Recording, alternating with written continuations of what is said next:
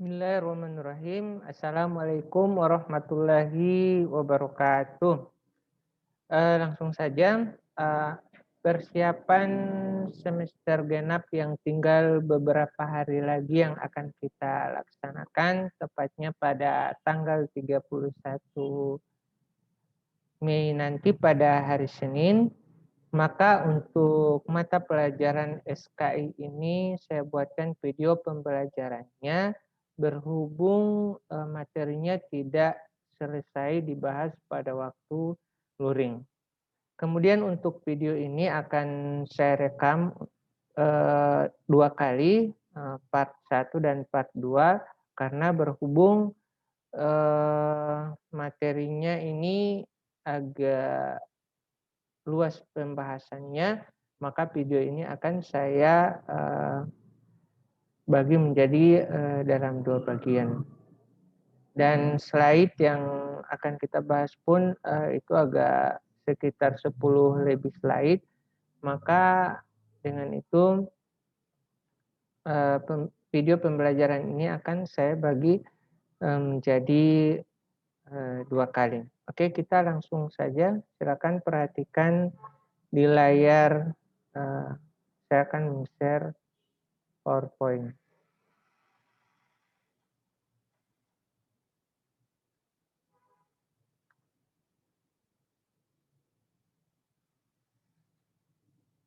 Oke, materi kita pada semester genap ini, pada semester 2, ini hijrah Nabi Muhammad SAW ke kota Yastrib. Jadi sudah sebagian materi yang saya sudah jelaskan pada waktu luring. Jadi ini ada sekitar 13 slide. Nanti untuk pertemuan pertama ini, pada video pertama ini akan saya bahas sekitar 7 slide. Kemudian pada video yang kedua, slide yang ke-8 sampai yang terakhir. Oke, kita masuk di slide yang kedua. Di sini keadaan masyarakat kota Yastrib sebelum Nabi Muhammad SAW hijrah. Yastrib adalah nama lain dari kota Madinah. Jadi Madinatul Munawwaroh ini dikenal dengan kota Yastrib sebelum Nabi Muhammad SAW datang ke kota tersebut. Yastrib ini merupakan daerah yang sangat subur. Sebagian besar kehidupan masyarakat Yastrib hidup dengan bercocok tanam, berdagang, dan beternak. Ini mata pencaharian yang dilakukan oleh masyarakat yang ada di kota Yastrib atau ada di kota Madinah. Kemudian penduduk Yahudi yang berdiam di kota Yastrib kebanyakan berasal dari wilayah utara kota Yastrib. Penduduk Arab datang ke kota Yastrib karena negerinya dilanda bencana alam berupa hancurnya bendungan Ma'arif yang dibangun sejak masa Ratu Balkis pada masa kerajaan Sabah masih berjaya. Jadi di sini saya tidak akan jelaskan panjang lebar tentang siapa itu Ratu Balkis. Yang jelas Ratu Balkis ini adalah seorang wanita yang pada zaman itu menyembah matahari, kemudian masuk Islam dan menikah dengan Nabi Sulaiman. Kehidupan masyarakat di kota Yastrib, terutama bangsa Yahudi dan bangsa Arab, dapat hidup berdampingan. Jadi dua masyarakat ini yang tinggal di kota Yastrib ini, mereka tidak saling hidup bertentangan. Namun ketika jumlah bangsa Arab lebih banyak dari jumlah penduduk bangsa Yahudi, mulailah timbul kecurigaan dan saling ancam. Oke. Kita masuk di slide yang berikutnya. Sebab-sebab Nabi Muhammad SAW hijrah. Dari materi-materi yang kemarin yang sudah kita pelajari bahwa ada Rasulullah hijrah ke kota Thaif, ada Rasulullah SAW hijrah ke kota Habasyah. Maka pada kesempatan ini Rasulullah lagi dan para sahabat melakukan hijrah ke Yastrib. Ini Nabi SAW ini sering melakukan hijrah ini Karena memang ada sebabnya. Mengapa Nabi selalu melakukan hijrah dengan para sahabatnya?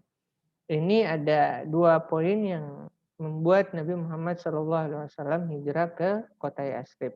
Yang pertama, ancaman, tekanan, penindasan, bahkan penganiayaan kaum kafir Quraisy Mekah terhadap Nabi Muhammad SAW dan para sahabat serta masyarakat Mekah yang mengikuti ajaran Islam.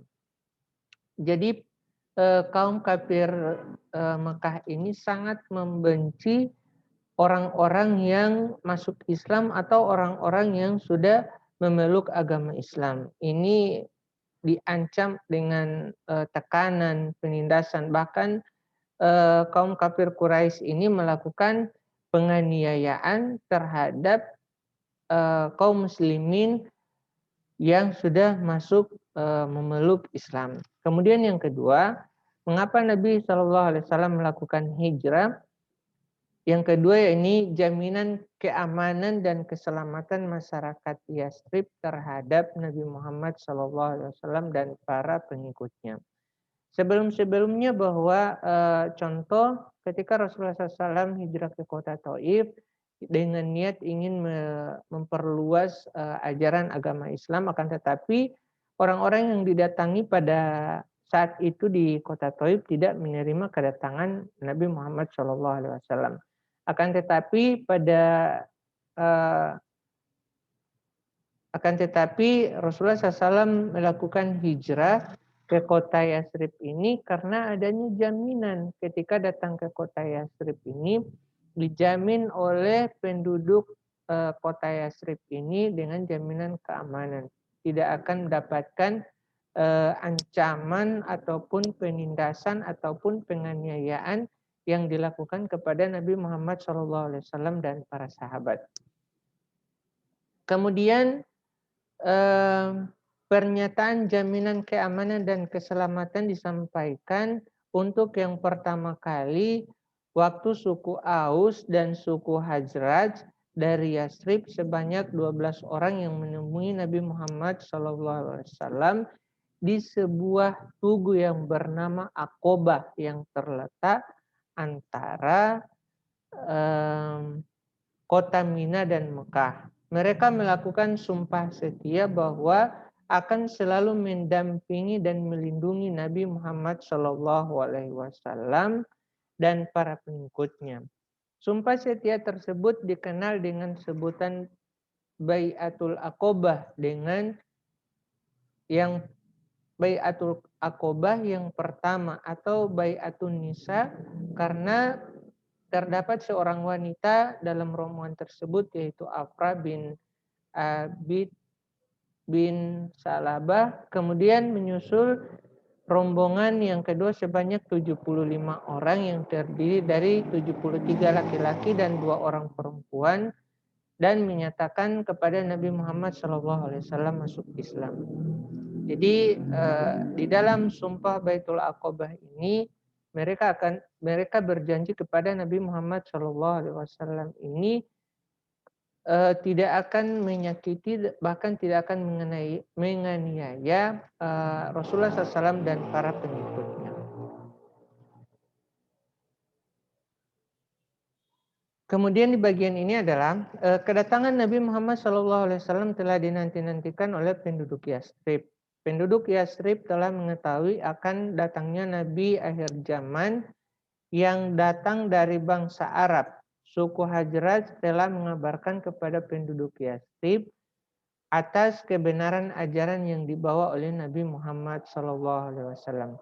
Jadi penduduk Yatsrib ini sudah mengabarkan kepada penduduk kota Yatsrib akan datang Nabi akhir zaman dari bangsa Arab yang membawa kebenaran dengan ajaran yang berasal dari wahyu Allah Subhanahu wa taala. Kemudian hijrah Nabi Muhammad SAW. Kedatangan sekelompok penduduk Yatsrib yang menyatakan masuk Islam membuat orang-orang kafir Quraisy semakin meningkatkan tekanan terhadap kaum muslimin di Mekah. Jadi di Mekah ini sudah semakin banyak orang-orang masuk Islam. Nah, di sini kaum kafir Quraisy yang ada di Mekah ini tidak akan diam. Mereka akan selalu melakukan penganiayaan, penindasan, bahkan ancaman kepada orang-orang yang telah masuk Islam. Nabi Muhammad SAW memerintahkan sahabat Umar bin Khattab untuk berangkat ke Yastrib. Kemudian Umar bin Khattab berseru, siapa di antara kalian yang siap berpisah dengan ibunya, silakan hadang saya besok. Bahkan besok paginya saya akan hijrah. Jadi di sini Umar bin Khattab ini mengumumkan kepada kaum kafir Quraisy yang ada di Mekah, siapa di antara mereka yang menghalangi hijrahnya ke kota Yastrib, maka dia mengatakan siapa saja yang berpisah dengan ibunya silakan hadang saya besok. Maksudnya Umar bin Khattab mengatakan bahwa dia akan hijrah besok dan siapapun yang akan menghadangnya berarti dia siap berpisah dengan ibunya. Namun tidak ada seorang pun yang menghadang kepergian rombongan Umar dan kaum muslimin. Jadi ketika diumumkan seperti itu, pada besok harinya ketika Umar bin Khattab melakukan hijrah ini, maka tidak ada satupun kaum kafir Quraisy Mekah yang menghadang rombongan Umar dan kaum muslimin melakukan hijrah ke kota Yastrib. Karena mereka mengetahui bahwa Umar ini adalah orang yang sangat keras dan pemberani.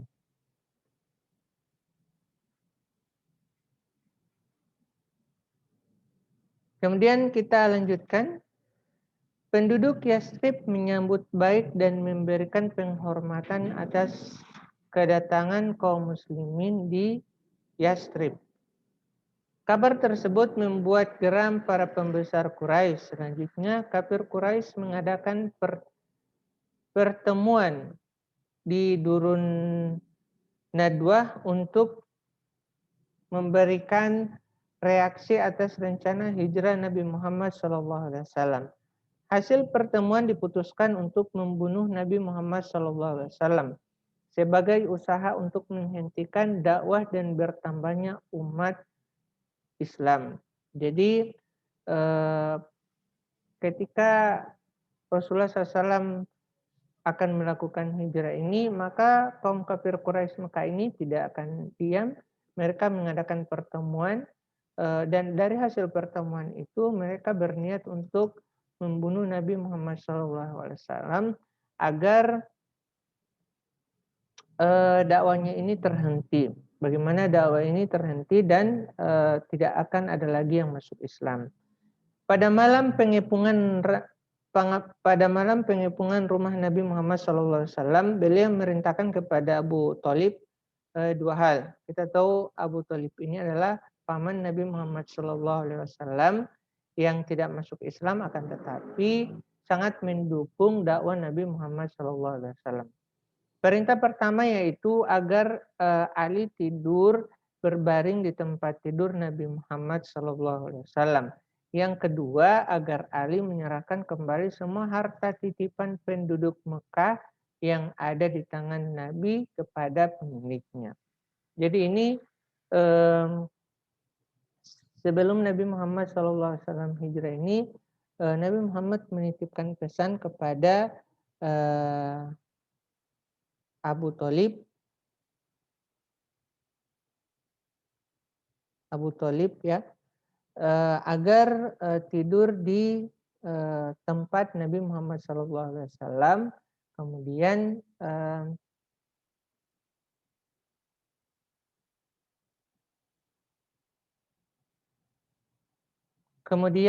yang kedua yaitu menyerahkan semua harta yang dititipkan penduduk Mekah yang ada di tangan Nabi kepada pemiliknya.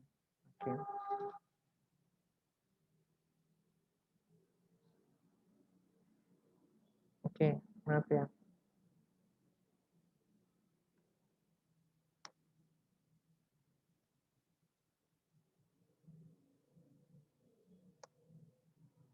Oke, kemudian Nabi Muhammad SAW dan Abu Bakar berangkat pada hari Kamis tanggal 1 Rabiul Awal tahun ke-12 dari kenabian.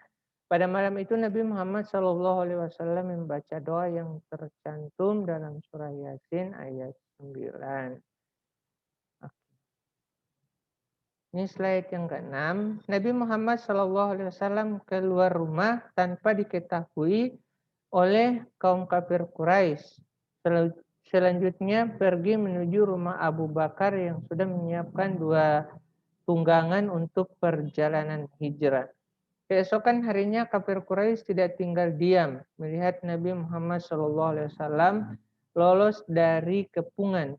Nabi memilih untuk menghindari kejaran kafir Quraisy dengan cara bersembunyi di Gua Sur selama 3 hari bersama Abu Bakar. Setelah hari ketiga, kembali melanjutkan perjalanan menuju Madinah dipandu langsung oleh Abdullah bin Uraikid. Kemudian kafir Quraisy mengumumkan kepada seluruh kabilahnya, siapa saja yang dapat menyerahkan Muhammad Sallallahu Alaihi Wasallam dalam keadaan hidup ataupun mati akan diberikan hadiah yang bernilai besar. Maka ada seorang pemuka Quraisy ini bangkit, yaitu yang bernama Surakah bin Jasam, mencari dan mengejar Nabi Muhammad SAW dengan harapan menjadi hartawan dalam waktu yang singkat. Jadi ini upaya kaum kafir Quraisy mengumumkan kepada para pemuka-pemuka Quraisy atau siapapun yang bisa menangkap Nabi Muhammad SAW dalam keadaan hidup dan mati dan bisa membawanya pulang ke Mekah. Maka ada seorang pemuka Quraisy yang bernama Surakah bin Jasam ini bangkit dan mencari dan mengejar Nabi Muhammad SAW dengan harapan ini ketika dia bisa menangkap Nabi Muhammad SAW, dia akan menjadi hartawan dalam waktu yang singkat. Kemudian yang berikut, setelah Surakah bin Jasam menyusul dan mendapati Nabi di perjalanan, Surakah tidak kuasa lagi untuk membunuh Nabi Muhammad SAW dan tersungkur bersama kudanya. Melihat kejadian itu, Nabi tidak marah dan dendam. Bahkan Nabi Muhammad SAW memaafkan dan menyuruhnya kembali ke Mekah. Kemudian Surakah kembali dengan berpura-pura tidak menemukan seseorang dan tidak pernah mengalami apa-apa. Ketika rombongan Rasulullah SAW sampai di Kuba, mereka tinggal 4 hari. Masjid Kuba ini di dalam Al-Quran diabadikan dengan nama Masjid Taqwa. Jadi Surakah bin Jasam ini ketika dia berniat ingin menangkap Rasulullah SAW, maka dia mendapatinya di dalam perjalanan, akan tetapi Surakah ini tidak kuasa lagi untuk membunuh Nabi Muhammad SAW. Maka Rasulullah SAW tidak marah dengan apa yang menjadi niat Surakah ini, ingin membunuh Nabi Muhammad SAW. Bahkan Nabi Muhammad SAW menyuruhnya kembali ke Mekah dan dia kembali ke Mekah, kemudian dia ini tidak seperti seolah-olah tidak bertemu dengan siapapun ketika mencari Rasulullah SAW dalam perjalanan hijrah ke kota Yathrib. Kemudian Rasulullah SAW disambut dengan sholawat Badar yang artinya bulan purnama telah muncul di tengah-tengah kita dari celah-celah perbukitan. Selanjutnya kota Yathrib diubah namanya setelah Nabi Muhammad SAW dengan penduduk Mekah hijrah menjadi Madinah Al-Munawwaroh, artinya kota yang bercahaya. Jadi inilah 7 slide pertama yang saya bahas. Ini pada video pertama telah selesai. Saya berharap ketika ada pertanyaan atau hal-hal yang tidak dimengerti, silakan bertanya melalui kolom komentar. Oke, kita cukupkan sini dulu untuk pertemuan kita untuk membahas 7 slide pertama. Maka kita bertemu lagi di video pembelajaran yang kedua, yakni yang membahas materinya masih tetap sama, tetapi kita akan melanjutkan slide yang ke-8 dan sampai yang terakhir. Dadah.